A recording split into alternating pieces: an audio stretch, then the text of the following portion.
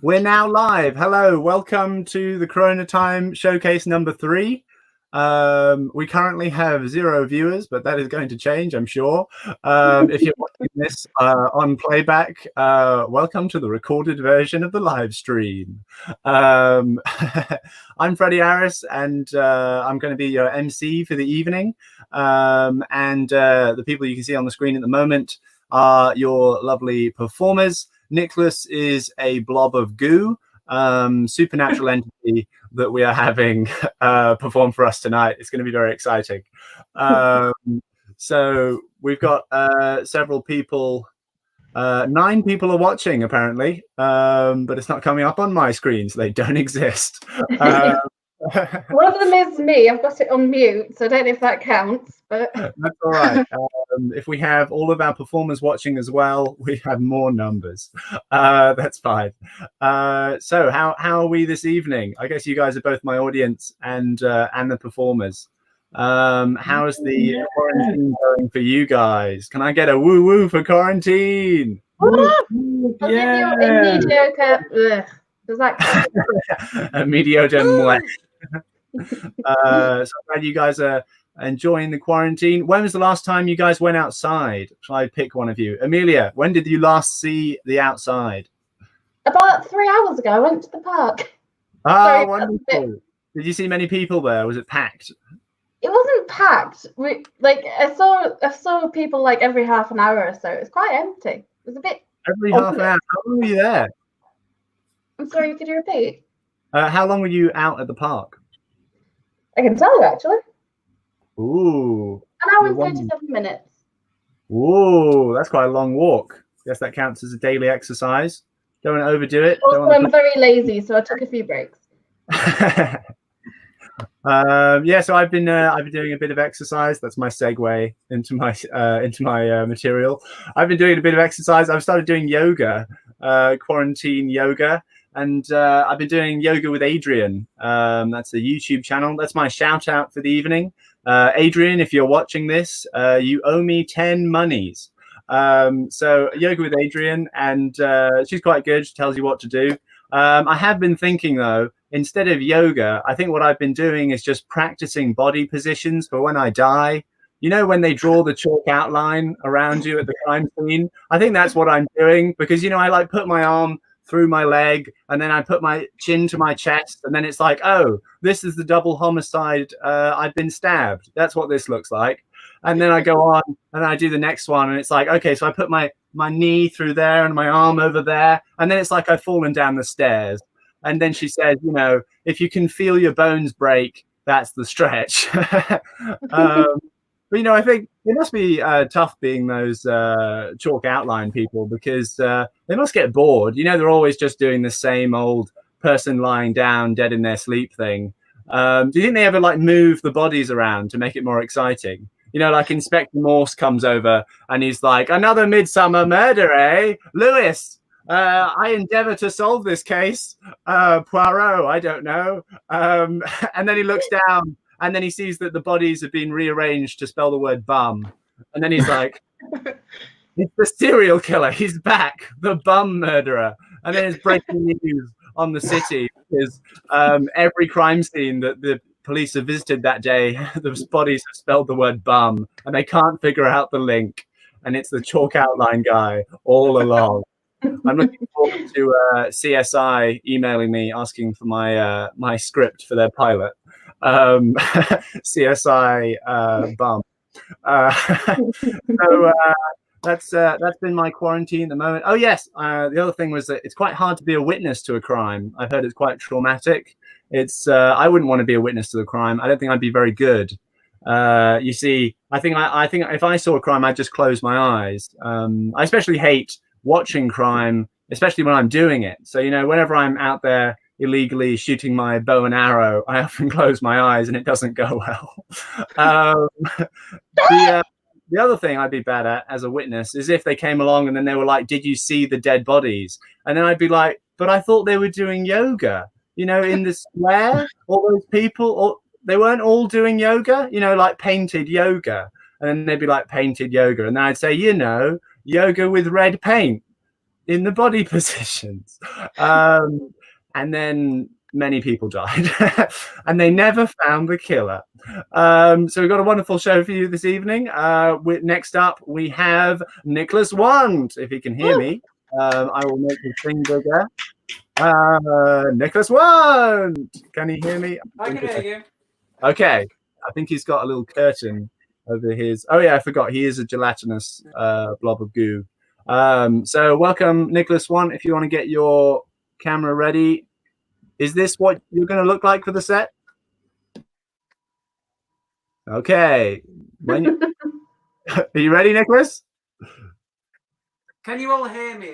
Can you all hear me? Yes. Hey! Hey, Here here we go. Freddie does like yoga or something. I don't know. Good. It's all working? Yes. Great. Okay, so brilliant. So yeah, I don't know. Freddie does crime. I don't know. So I'm Nicholas. Best thing out of South Wales since the M4. So I've got a joke I'm going to tell you tonight. Because I don't like to take liberties. So my one, I've got one. I haven't written. It's my girlfriend. She's just at me. She's like a person of wax because she's in both modes at once. She makes me tired. So I've only got one joke for you. She keeps you awake all night. Just keeps playing music, and I have to give it to her. She does has the greatest hits of all people I know. But basically, so this is a joke about a young lad called Horatio. A young lad called. You could have thought of a better name than Horatio. You could have thought a proper good English name, Steve or Pablo or something. So Horatio was stuck with that from somewhere like, I don't know, Essex. And we all know what he'd say, wouldn't we? Well, probably not. It's Essex. Some incomprehensible blabber about how he got off with his ex in Pizza Hut. I don't know. But no, it wasn't Pizza Hut, because this story takes place in Victorian times, guys. And Pizza Hut was invented in 1958, as we all know, by some guy from MIT who's basically experimenting. And he accidentally discovered it because he was making cheese on toast with tomatoes and garlic and pepper, onions and pepperoni and the likely barbecue sauce and stuff crust. And he invented Pizza Hut. It was magnificent. But this was the Victorian times before that. So little Horatio, all 4'6" of him. I will, like your kid at the fun fair, stay with it. So basically, Horatio was out to defeat the Armada, because that happened in Victorian times. I think there's no, because he's no. If I knew at 6 a.m. on the 25th of September 1999, that I'd live to be saying such bilge during a global pandemic to children stuck indoors, I'd crawl back in. That's a waste of a story. Hang on, let me think of it now. Let's think of a better build. So we had a young Horatio supported by his family. I don't have ever been supported by my family because I come from a broken family. Because they're China. As in, China. They're not Chinese. Like you're at a busy train station. Stay with it. And he had his family. He had his family behind him. Supporting. And Horatio had to leave his Essex home in Chelmsford. Is that in Essex? Yeah, Chelmsford, Bromford, one of the two. He left his home in Watford, and he was going to defeat Armada because it happened in Victorian times. The Armada doesn't need to be. No, it was Victorian. The purpose of this, the Armada was Victorian, because basically the story involves a boat, and I could have said Nelson. That was not. That was William the Fourth. That was George IV Nelson. It wasn't. Yeah, it was. But for the purpose of this, the Armada. So Horatio Victorian buying the Armada. So oof, that was a big boy build-up, wasn't it? So he had his essentials, trees, copier, take a break, and he went to the big port. There's a big ship at the port, and as they say, when the ship hits the fan. Which that was a waste of time. So he was on the deck, and of course on the deck, this is the perfect chance for me to say a joke about playing cards. About it wouldn't be ace or something trashy like that. It's not worth it. So he was on yes, on the deck, you're just wandering around. It was like sweet life of Zach and Cody, laugh track provided. It's really, really calm and idyllic. He was just mincing around, looking across, seeing all the sharks and seeing whatnot. On the boat to defeat the Armada, and you know, he went to the captain's quarters. The captain, I suppose, had 2 quarters. It was a half, and went to the quarters, and he was like, "Oh, and we defeat the Armada." And the captain was like, "Mate, this is a ferry to Dublin." So that was a story about Horatio, which I find I don't know. I thought about the shower when I was like 16. I thought, that might work, and it didn't. So thank you very much, everyone. Stay safe and look after yourselves. Okay, Nicholas, everybody. Woo! Yeah. For that, Nicholas, nice little seafaring story. The last time I saw the sea was when I lost my crab, and that's right, the STD. Yeah, so something else that I've been doing in my quarantine. So I've been learning how to play the piano, and I've been plonking away every day. And apparently what they don't tell you is if you actually play every day, which is what I've done, it doesn't usually happen because life gets in the way. But as they say, in quarantine, there is no life. So nothing to get in my way.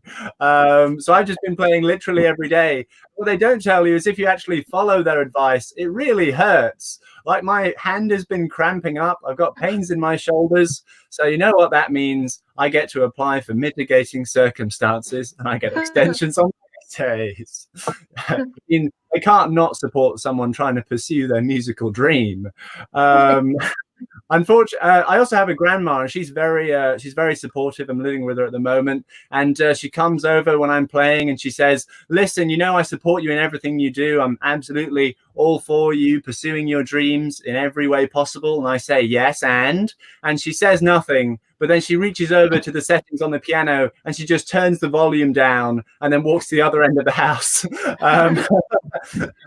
So a lot of support coming from my family for my plonking. But other than that, I've been enjoying my quarantine to the fullest. Definitely been eating more, but you know what they say, you can't exercise without taking on a bit of excess baggage. Classic line there. Who is next? I believe it is Amelia. Are you ready to perform after a year? I believe. You were third. Or was it Chloe? No, Chloe. No, I'm last. Chloe, I mean, I don't mind. I thought I had a minute yet. You. It's all you. Are you prepared? I heard you were over in Africa for a year. That is what you said to me just recently. I didn't hear it from anywhere. I heard it from you. About 10 minutes ago, in fact, I think. So where were you in Africa? I was actually living in Tanzania for about 6 months. Oh, that's exciting. I lived in Tanzania for about 5 years. That wasn't meant to be a flex, but that's just true. I lived near Kilimanjaro on the foothills of the big mountain. Where, sorry? In Moshi. Where the lagoon is? Monsters, but not fictional. Sorry, what was that? Where the lagoon is? Not the lagoon, the hot springs. Yes, there is a hot springs there, I believe.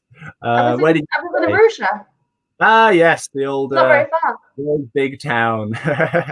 In my first live stream, I talked about how someone stole my Kindle in Arusha. They reached through the window and ran off with it. But that is a different bit of material. It's not my time to shine. It's now you. So, Amelia, I'm going to make you bigger now. And go ahead. Oh God, I'm as big as I need to be. I really am. Alrighty, I guess I'll just get right into it. Well, one of the stories that made me think, you know what, I actually could do stand-up comedy. Happened to me when I was about 16. So I used to be I heard someone laugh. That was a setup. I'm entertained. Anyway, and I was a tutor, still am. And but this particular boy I had, he'd have been about 40. And essentially what I did with him was English, French, sciences, etc. And I'd have known him for probably, I don't know, 10 years. He was my little brother. He was sorry, can't speak. He was the little brother of my brother's best friend. So I'd known him a while. And I think that's the only reason I kept my job that day. I'm going to be honest with you. Because essentially what happened was that particular day we'd been on the topic of books we had to read when we were younger in primary school. We'd gone to the same primary school. And I said to him, "Oh, do you remember the book, Babe? Has anybody heard of it?" Yeah. The book about the little pig that wants to put a sheep on. Really, really well known, I'd have said at least. And he looks at me and he says, I've never heard of it. And I say, "Are you sure? Because it's like Charlotte's Web, the Grapes of Wrath. Everyone knows of it." But he's adamant, he's never heard of it. So I say, "You know what? There was a movie." And then you type Babe directly into Google Images. I can tell you now, the flash has moved slower than I did when I turned that television screen off. Like, I said, "We're not telling your mother that happened." One of the particular images that stayed in my head was what I've since learned is termed the spread eagle. Anyway, now I've told you about the time that I scarred a small child. I might as well scar you. I'm just giving that way. I'm just a happy person. Anyway, back in high school days again, we had where we did our PE, physical education, was a place that we called the red track. It was this big, horrible running track, and it was made of this absolutely horrible, gritty running material called red grass, which is where it got its name. And when apparently it was meant to be like the best material you can run on. But the thing is, when it rains, it turns into I'm pretty sure ice on top of a banana peel would offer more stability. It's just slush. Anyway, this particular year, it'd been raining for what felt like ever. It's England. It happens. You might be surprised by this. And the fields where the boys usually did their PE was flooded. So the girls and the boys had to do PE together. It was that age where boys weren't actually boys yet in the minds of most girls, but rather just cooties. That's the sort of age we're looking at here. Anyway, so the teacher tells us, "Okay, do a couple of laps, come back here, and we'll tell you we'll tell you what you're doing for the day." So we're running maybe, I don't know. I don't think we'd been even running for about 30 seconds. And suddenly one of the boys slipped, as one is prone to do. But the thing is, it didn't take long for us to realise that he would actually hurt himself kind of badly. I love that someone's giggling about a small child having hurt themselves. I know that's the point. But anyway, sorry, I've not done this in a while. I might be a bit jittery.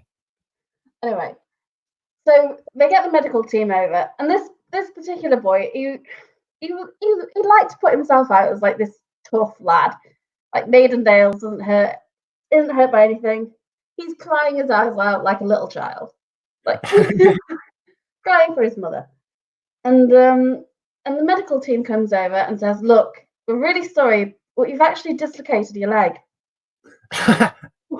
There is a punchline to this, I promise. I'm not just being really mean about this old classmate of mine.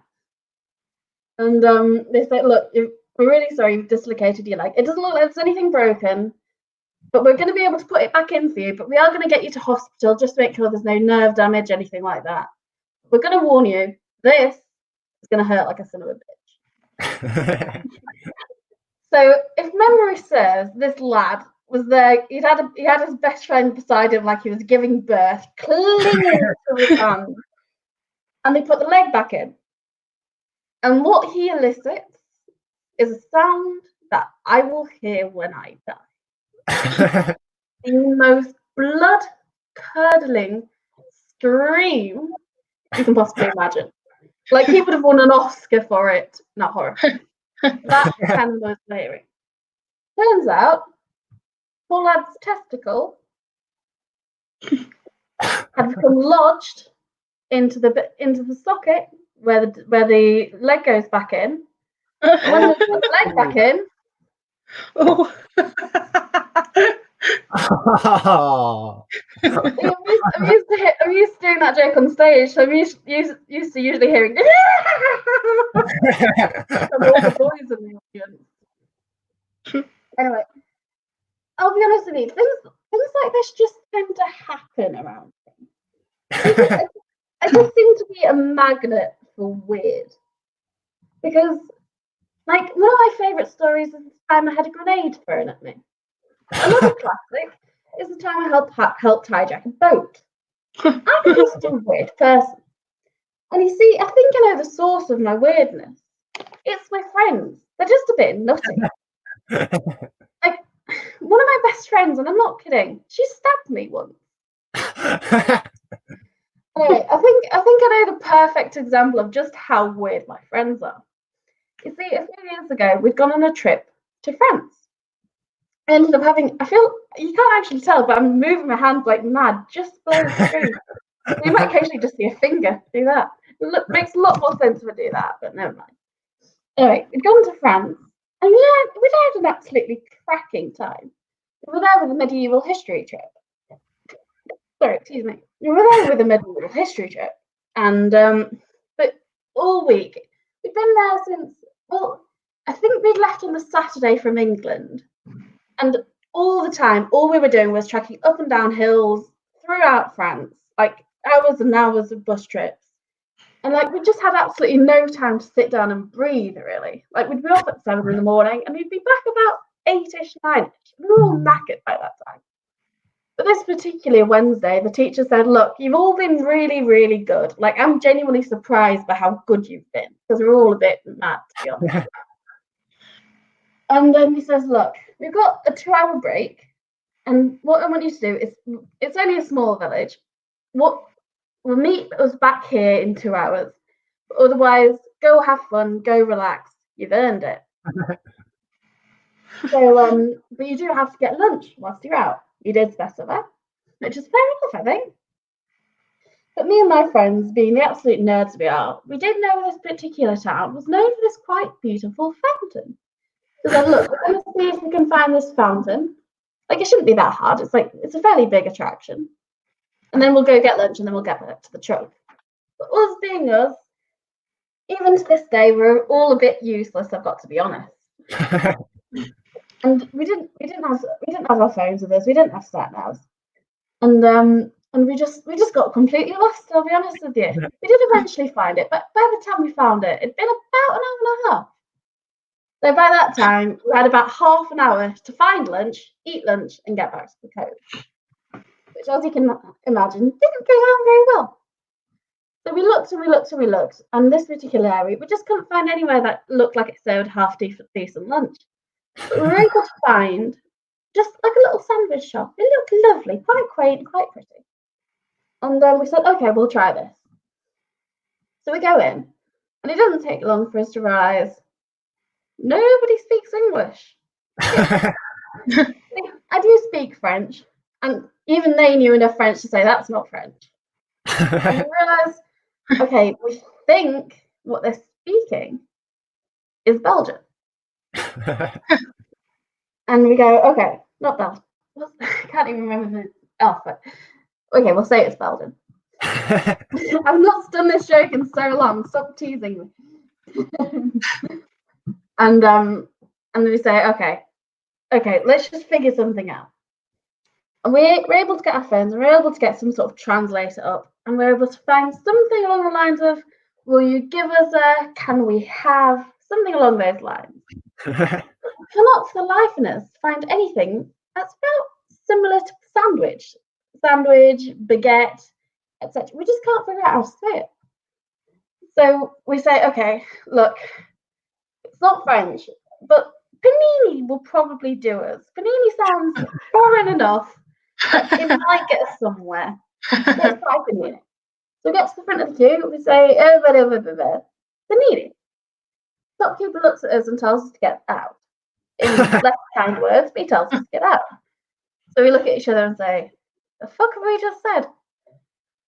So we go out and realise, well, we need lunch. We've got a 4-hour journey back home and there's nowhere else we can find. So we go back in, get back to the front of the queue, we say it again. And again, same result. He tells us to get out. So we're like, okay, we're going to try one last time, and otherwise we're just going to have to go hungry. It's just the only option, really. So going a third time, we say to him, look, we don't know what we're saying, but can you please feed us? And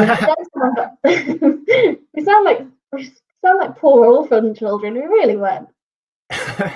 And this time, the person behind us happens to speak enough English to tell us exactly what we're saying. Unfortunately, it turns out panini is quite the word panini in Belgian is quite close to another word in Belgian, which is wank. So we're asking this poor shopkeeper, "Excuse me, sir, will you please give us a wank?" So yeah, we can sort of see why he asked us to get out. I'll be honest with you. Anyway, I do realise I've gone on a bit. Am I allowed to continue, or do I need to stretch it up? That's all right. I think we got time for one more, and then we'll have to move on to the next act. I do have one more joke. It's fairly short, and I've not actually had the chance to tell anyone this joke before. Well, that's a lie. I have told one person, but it took about 45 minutes because he kept interrupting to ask questions. If you're not going to interrupt and ask a million questions, I think we're going to be all right. So am I okay to continue? Yeah. Am I doing all right? I'm not making a complete fool of myself? No, you're doing great. All right, keep going. Yeah, you're doing great. Great start. Well, great end, really. Anyway, one of my best friends, she went to university and she lives in London. Well, she did. Quarantine's currently up. I've not quite worked in the quarantine yet for this year. Anyway, so this is a few months ago, as you can probably tell. And given London is a very expensive place to live, she got a job. And that job is she house sits. So when families are away on holiday, not currently allowed, but we were once upon a time during happier years, she'll water the plants, she'll dust, she'll just generally keep up with the upkeep of the house. But one of the main jobs is she looks after the pets. So this past Christmas, she worked at a couple's lovely house, and they had this big German Shepherd called Kira. Kira was apparently the loveliest dog, but apparently the only thing with Kira was she was quite old. Anyway, so she's been there for a few days, and she comes down into the kitchen, and unfortunately, Kira's dead on the kitchen floor. Should have prefaced this with, don't get attached to the dog. It doesn't end well for the dog. And so she calls the owners and she says, look, I'm really sorry. I'm really, really sorry. She's crying her eyes out, poor chick. I'm really sorry, but Kira's dead. And the owners are like, okay, well, we understand it was probably nothing you did. She was old. But we are going to need you to sort of deal with the body for us, because they were in, I don't know where they were, but they were gone for 2 weeks, and it was only a few days in. By that time, it would have started to smell, I'll be honest with you. So you say to her, look, we're really good friends with one of the local vets. If you can get us to the vet will sort out the bill with us later. All you'll need to pay for is the taxi ride. Well, my friend, she's a poor student. She can't really afford taxi fares in the middle of London. So she realises, much to her aghast, the best option, London Underground. So she gets this poor dog and she stuffs it into her duffel bag that she'd used to bring to toilet. Just about fits. And my friend is not a large woman. She's built about as well as the average toothpick. But by some miracle, she manages to get this poor mid-rigor mortis dog onto the tube. She's just there thinking, for the love of God, please no one asks me what's in the bag. Please no one asks me what's in the bag. Yeah. She gets to a stop. Unfortunately, nobody's asked what's in the bag. She's gotten a few funny looks, but she's all right. It seems like clean sailing. She gets off a stop and she realises London Underground is known for being underground. And not all of them have elevators. She's faced with approximately 4 million stairs, she now realises. So she takes a deep breath, grabs the bag, and begins hauling it up this Everest staircase. And about halfway up, a lovely gentleman says to her, "Look, you look like you're struggling. Can I help you at all?" And she says, she's adamant, "No, I'm fine. I can manage. But she's continuing, and she's there sweating her tits off. And well, she says, and he insists again. And she says, "Look, okay, you can help." So they each take a strap, and they continue hauling this dog up the stairs. At one point, as you naturally would, he asks, "What the hell's in the bag?" She thinks on the spot, and in fairness to her, I think this is a quite genius response. And she says, "It's my boyfriend's DJ equipment. He's a DJ, and I'm taking it to his next gig." And he says, "That's brilliant. I'm a DJ." So she's there bullshitting every fact she can possibly think of as to what on earth her boyfriend does, what kind of music he does. He is a DJ. Her boyfriend is a DJ. But she doesn't listen to what the hell he tells her about DJing. She just nods on like the lovely girlfriend she is, like, yeah, I care. Where's the next shoe shop? And they get to the top of the turnstiles, and it looks like she's done it. It looks like she's safe.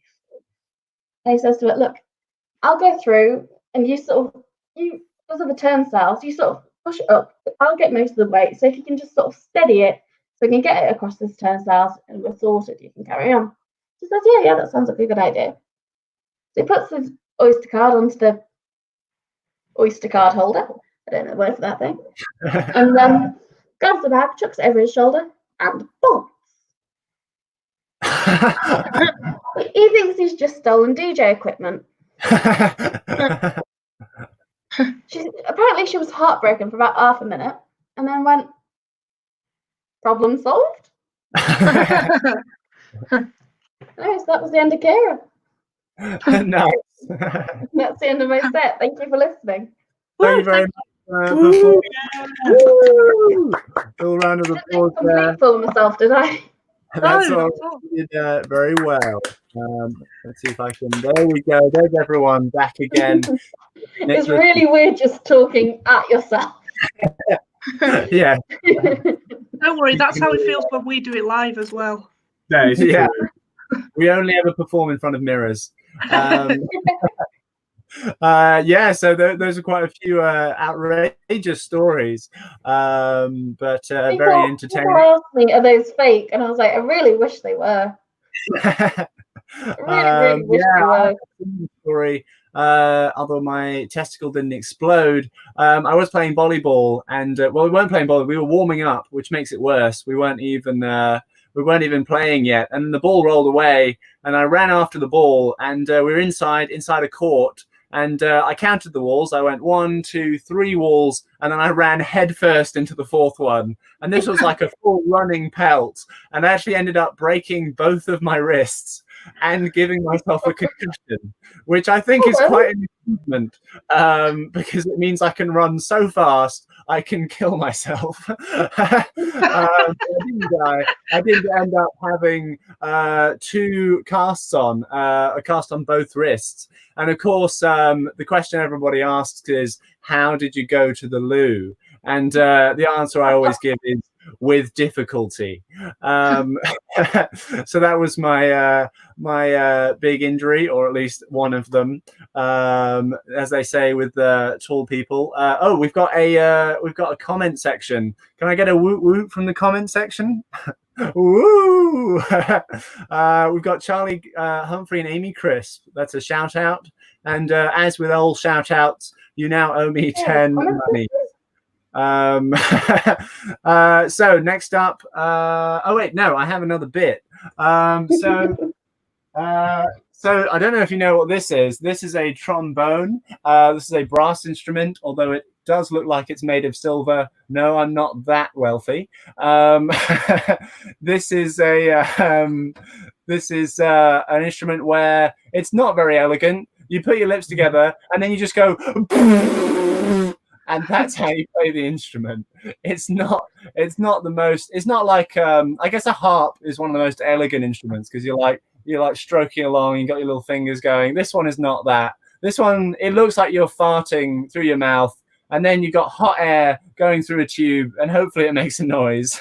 So let me see what I can do. I think the best thing I can do is do a motorcycle race. Have you ever heard a motorcycle race? How it sounds a little bit something like this.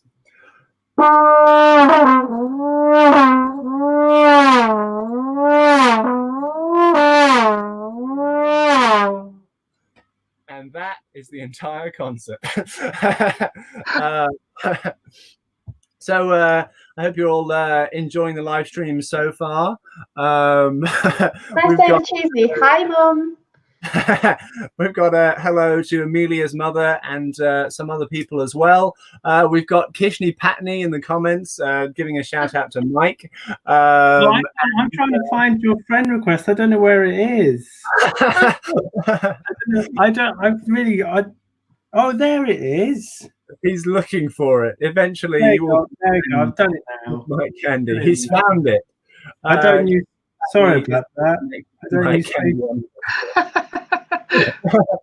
His lifelong dream has been achieved. This man is deeply pleased. Okay, so next up we have Chloe Foden. How are you, Chloe? I'm not too bad. My hay fever's playing up a bit, which is kind of ironic that I'm stuck inside. It's like the worst hay fever I've had. I'm not too bad yet. Do you live in a hay bale? Is that the problem? I feel like I do. I mean, it was worse when I lived in Roots. But well, Roots are on the ground, so there wouldn't be much hay there. Fortunately, you're now in Jack Martin, I believe. I am. I'm in Jack Martin. I've got my own bathroom, which is nice. Ooh. Yeah. Nice, Netflix and warm. Netflix in the bath. I remember there's a guy that I live with in this flat at the moment called Jun, and Jun's from Malaysia. And in his house, they never had a bath. They had a shower. And so he was absolutely over the moon that he had a bath. And he came into my room one night, didn't even say hello. He just said, if you put your laptop on the toilet, you can watch Netflix in the bath. I just remember thinking, thank you, Sean. Thank you. That is information well received. I mean, yeah, I've used it. So. I do, so that you can do your material. Everyone, Chloe Foden! Woo! There we are. Yeah, as I say, my hay fever is playing up, so if I sneeze, I'm sorry. You can't catch corona digitally, so it's fine. Over the last couple of months, I've realised that I'm starting to become an adult, and that really scares me. Because I had a thought the other day. I was dyeing my hair, and as I got out the shower drying my hair, I thought, I need to buy some new towels. What teenager has ever bought themselves new towels? No one. I also bought myself some pants and socks the other day. I bought them for myself. I didn't receive them as a Christmas present. I bought them myself. And I said to myself, oh, I'm going to treat myself to some pants and socks. Treating myself used to be, oh, I'm going to go for a few pints. Now it's, I'm buying a Glade plug-in. But I've also started keeping my receipts because I feel like that's an adult thing to do. But it's just scaring me seeing how much money I'm spending on alcohol. Because at this point, it's more than my rent. And we're just not going to talk about that. But I thought, as a new adult... everything. Echo falls. But I thought, as a new adult, I should probably start cleaning. And I mean, like, hoovering, clean the sink, clean the shower, clean the toilet. I cleaned the bath. I didn't know you had to clean the bath. I thought it was self-cleaning, innit? It washes you, it washes itself. But apparently, no. Apparently, you have to wash the bath. But the problem was, I spent 2 hours cleaning the bath. By that point, I'm all sweaty and dirty. Now I need a bath. I had a bath, and now my bath is dirty. So I'm cleaning my bath again. But then I'm dirty. So I have another bath. And then I've got to clean the bath again. What I'm trying to say to you is I cleaned the bath 4 times this morning. And now I need a bath. I'm stuck in a loop where I can't stop cleaning the bath. My mates are like, hey, do you want to come for a walk? No, mate, I got to clean the bath. Didn't you clean it yesterday? Yeah, but then I had a bath. So now I've got to clean the bath. I feel like I'm addicted to cleaning my bath. And at this point, I'm going to just drink the bleach to get over my addiction. Because you do something once, and then you stop doing it, innit? That's how it happens. Everything's harmful to that extent. Drugs, alcohol, Grand Designs. I've started watching Grand Designs. And now I've got a conservatory on every bus shelter I see. And now I've thought, as a new adult, I should probably start doing a bit more sort of self-care, you know? And I painted my nails, and I saw this hack where, like, you can put 2 bits of tape on your nails, paint in between them and it paints you a stripe on your nails. Now, I might be an adult, but I don't yet own any tape. So I had to improvise and use Post-it notes. Post-it notes move. So now it just looks like someone's sliced into each of my fingers with a knife. I don't know if you can see that. That's quite graphic. It's a bit unnerving.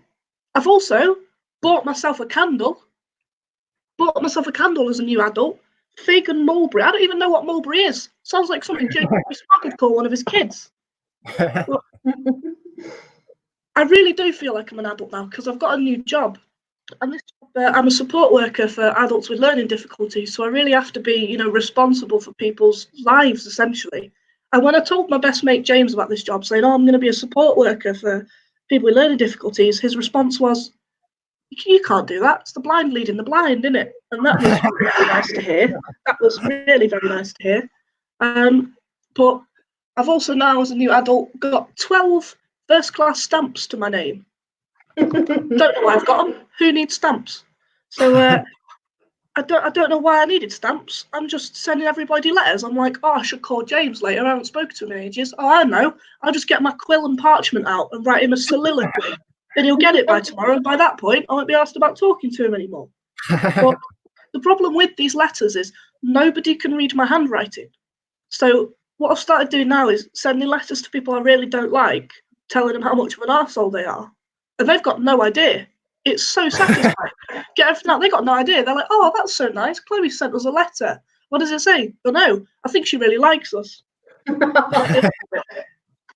I keep talking about being an adult now because I feel like I am. I went to my first party not long ago. I say party. There were 10 of us that played Boggle. But there was a guy there who just kept spelling everything wrong in Boggle, like everything. And I was trying to work out if he was drunk or dyslexic. And then I worked it out when he tried to spell the word omniscient, because no dyslexic person has ever tried to spell the word omniscient. That's like trying to pole vault a washing line with a paper straw. But, it was funny because when he finally managed to spell the word omniscient, that was when I realised that it was quite ironic because he was blind. But, I've decided I don't like parties because I don't like pulling. Because I tried to pull the blind guy, but I had so many spots on my face at the time that he thought he was reading Braille, and that it said, piss off, so he left. I also told a deaf guy that actions speak louder than words. Didn't pull him either. But I'm evidently, clearly not a proper adult, because I don't know if you saw while Amelia was performing then, I managed to cover myself in the rice that I was eating, so now I really am going to have to go for a bath, because addiction. So thank you for watching. Woo! Woo! Let's see if I can include everyone. Yes, well done, Chloe Foden. Woo! I think we're never going to have the word bath the same again. We're always going to hear it in Chloe Foden's illustrious accent. Would you have preferred me to say bath? Bar. You've been cleaning the bar. Cleaning the bar. Posh. Oh yeah, I had a little thing. It takes to say the word bar. I read about Tanzania in the paper the other day. Apparently, their approach to coronavirus is they're just going to pray it away. And that means more and more people in churches. Good old Tanzanian health advice there. I hope that worked out for them. Oh yeah, the other thing was that we've been burgled. We don't have burglars in the house at the moment, but we've been burgled, and I would say it comes as a surprise. 3 nights ago we got burgled. I'd say it comes as a surprise, but it's the 3rd time this year, which is a lot. And you know what they say: fool me once, shame on you. Fool me twice, shame on me. Fool me 3 times, and we need to get a burglar alarm. But we didn't. I don't think you've got stuff left. Well, yeah, that's the thing. They took my grandma's card, and then we were like, okay, it's over. And then the second time they took the car, which was quite a blow. And then the 3rd time, my grandma hid everything in the house, so there was nothing around. But of course, I hadn't been burgled, so I left my wallet out, and I lost £350. Oh. which is quite a lot of money. But rest assured, they are now behind bars because apparently the people who did the burglaries did 20 other burglaries in the area. That's 20 other people who've gone through the same thing. And I think they're all going to pitch together and pay me back my £350. Good luck with that. Most important person. Oh yeah, I did hear a story about up on the hill. These people were having a dinner party. They're having a dinner party, and the burglars came in like the top window while they were having a dinner party. For some reason, the burglars thought now is the time. They're all in one room, I guess. So yes, that's what's been happening in the house at the moment. Apparently, quarantine doesn't stop robbers. But the next person up is Mike Candy. How you doing, Mike Candy? I'm okay. I've not talked to another human being for a long time, so I'm not really used to social interactions. So this will be interesting for me. Well, it's a good thing we're getting you to just talk to yourself then. Well, yeah, that's always what we should do. Have you been talking to the walls much? Oh yeah, I'm best friends with them. You know, Gareth, the wall behind me. There he is. Wait, no, there he is. There's Gareth. He's a lovely guy. How's the wife, Gareth? Oh, she went off with the light bulb actually, but that's his wife, and that's this rival light bulb. It used to be one, and then it moved in. So that's really, you know, I have to watch it all on. It's like Neighbours. Who needs a television? I've got a soap opera right here. The walls of your room. You're looking past the. Honestly, it's amazing. Okay, then I'm going to make it bigger, and you can take it away. Here we go. Mike Candy, everyone. Well, hi. Yeah, I've never done something like this before. So usually I have there's people who will respond, and I know whether or not I'm talking shit or anything like that. So yeah, forgive me if I seem confused, because you never know where to look. So I thought what I might do is I'm going to talk about the Iliad and the Odyssey again. So I did this for my chortle competition thing, but I was off my tits, so I don't really think I did a very good job. So I'm going to try again. So yeah. What do you think I am right now? What? I'm off my tits right now. That's true. It's the only good way to be when you've got nothing to do. What? Oh crap! I'm not. I don't talk to myself often, so I'm not very sociable with me.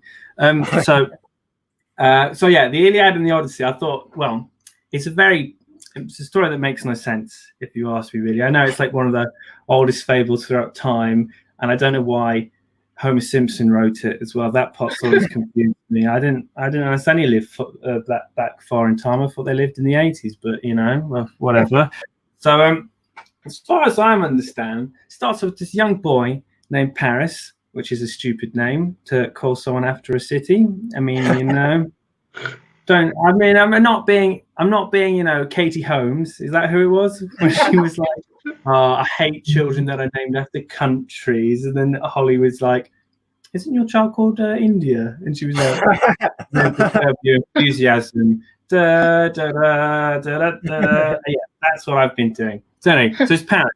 I think he's a shepherd or something. He's just hanging about. And Hermes comes along and he's like, hey, Paris, what are you doing? And Paris is like, just hanging out with sheep, as you do. Like, do you want to judge a god beauty contest? And Paris is like, yeah, because nothing bad could come from messing with three immortal creatures with more power than I can ever possibly imagine. So yeah, I've got nothing to do on my Saturday. So they go up to Mount Olympus, I guess, and you've got Hera, Aphrodite, and Athena. And of course, Paris is a teenage boy. And Hera's like, I think she's like, I'm the goddess of marriage, so I can let you be married to anyone you want. Like, I'm a teenager. Couldn't really give a shit. Athena's like, I'm the goddess of wisdom. You could be as smart as you want. Paris goes, I'm a teenager. Couldn't really give a shit. And then Aphrodite goes, I'm the goddess of love. I can make any woman you want fall in love with you. And Paris goes, I'm a teenager, and I really give a shit about that. So he said, you're lovely and pretty, not because you bribe me with boobs or anything. And so what happens is he goes, I really like Helen of Sparta. And Aphrodite's like, yeah, okay, fair enough. Not like she's married to, one of the most powerful men in Greece. It's not going to cause any problems there, so we'll just ignore that part. So she does a magic, powerful spell, and Helen falls in love immediately because it's ancient Greece and women are one-dimensional characters. So then she falls off and she runs away with Paris back to Troy. And Agamemnon, no, I think he's called Agamemnon. The Greek husband's a bit like, hang on a minute, but my wife was no, okay, just with the teenage boy. One, the gardener and the pool boy. So I mean, it's guessed to be expected. So guys, all my Greek friends, I'm going to go off to Troy and I'm going to get her back. And they're all like, yeah, we've got nothing else to do. Really, just thinking about having a crap economy, just what Greek people do, really, eating pita breads and things. Well, we'll go with you. And they're all, oh yeah, go on, lads, let's go. Ajax, you're the washing detergent. You can come along. Jesus, what about you? Well, here's the thing, guys.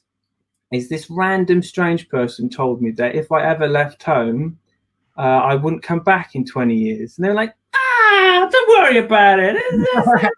Okay, don't worry about it. And he's like, well, let me just double check with the wife. So he goes home and he's like, my wife, who I've forgotten who his wife's called, are you fine with me just going away for 20 years and never coming home? And she's like, yeah, I guess so.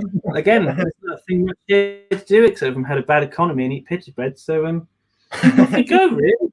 So it's like, yeah, nothing can go wrong. So they go off to Troy, and I think it takes them 9 years to get there or something. I can't remember. Anyway, they go to Troy, and they have a bit of a fight. And then there's a guy called Achilles who has an Achilles heel, which you think you'd see that coming, which is in his Achilles heel. Which you think there's a foreshadowing here, really. I think Anyway, so he dies because of his Achilles heel, which you think he should prepare for. And then some other dudes die, and it's all mad. And what they do is, what, guys? We've been doing this for 10 years. I think, what would really trick our enemy is if we give them a massive wooden horse. And like, what, Jeff of Toulouse, we've never. We thought maybe if we stabbed them, if we shot at them, if we tried to set fire to them, you thought that might kill them. But what we didn't think. A massive wooden horse. No, none of us. I thought about a massive wooden badger. Shut up, Steve. No one cares. Get in the back of the boat, right? So we're going to build a massive horse, and then we're just going to fuck off because you know what? That's what you do when you give someone a massive wooden horse. You just leave. You don't ask if they like the wooden horse. Try and help them move the wooden horse in to their house. Rearrange their plant pots so the wooden horse fits in with the decor. So they do that, and as we all know, they're in the wooden horse. They thought that, and the Trojans never, questioned why there was a giant wooden horse because, I mean, let's be honest. Let's say it's World War II, and the Germans are in Normandy, and out floating in the sea is just a massive wooden duck. And you know what the Germans? Look who's there! It's a wooden duck. Oh, Gunther. I've always wanted a giant wooden duck as well. Oh, you know what I think we should do? We should bring it onto the shore and check if there's any, GIs or British people hiding inside. And, maybe just take it all the way to Berlin and then leave it, on the doorstep. And, yeah, Gunther, I think you were called. No, I'm Franz. This one is Gunther. Okay, well, sorry, it's Gunther. Oh, went off. I don't know. Okay, anyway, we got confused. Yes, let's bring Sifud and Duck all the way home and never check if it's a trap, because that would be the smart thing to do. So yeah, I don't understand why the Trojans, because it wouldn't work in any other context. It wouldn't work in Napoleon. Pierre, there's the British. They have left the giant wooden cabbage. Oh, Francois, I have always wanted a giant wooden cabbage on my doorstep in Paris. Maybe Pierre, we should just bring it home and pat it a bit every now and then. Yeah, again, I could do that for hours, and if I can't think of anything, I'll go back to it. So yeah, again, Trojans don't look. Oh my God, there's Greeks inside, and they kill them all. And everyone's like, "Well done, lads! Well done, boys!" And Helen's to Agamemnon, "Oh, what was I thinking? Oh, obviously I was hypnoled and fell in love with this strange teenage boy." And he's like, "Yeah, sure, I'll forgive you, Helen. Just come home and we'll just pretend nothing ever happened." So everyone goes home, and Odysseus is like, "Guys, I've still got another 10 years. What am I going to do?" Anyway, he books a Ryanair flight, and he gets home 1 day to spare. So yeah, as I said, I'll do the Odyssey next time, because why not? Because I can't think of actually what the plot is. But anyway, there you go. I hope you enjoyed. Well, thank you very much. That was Mike Candy, everyone. Woo! And Mike Candy was our headliner. We have run out of little squares to make.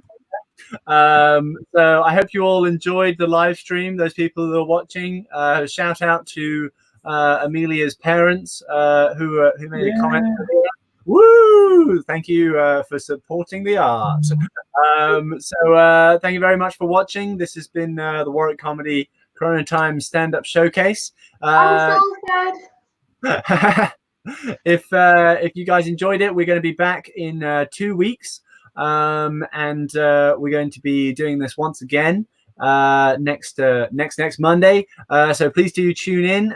We might not have the same lineup, but we're going to have something going on. So thank you very much, you guys, for coming in.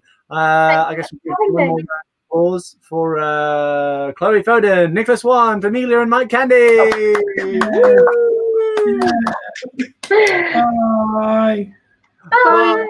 Bye. What's the story? It's like the bit on Dancing on Ice where everyone waves, isn't it? And now we have Danced on Ice. Do, do, do, do, do.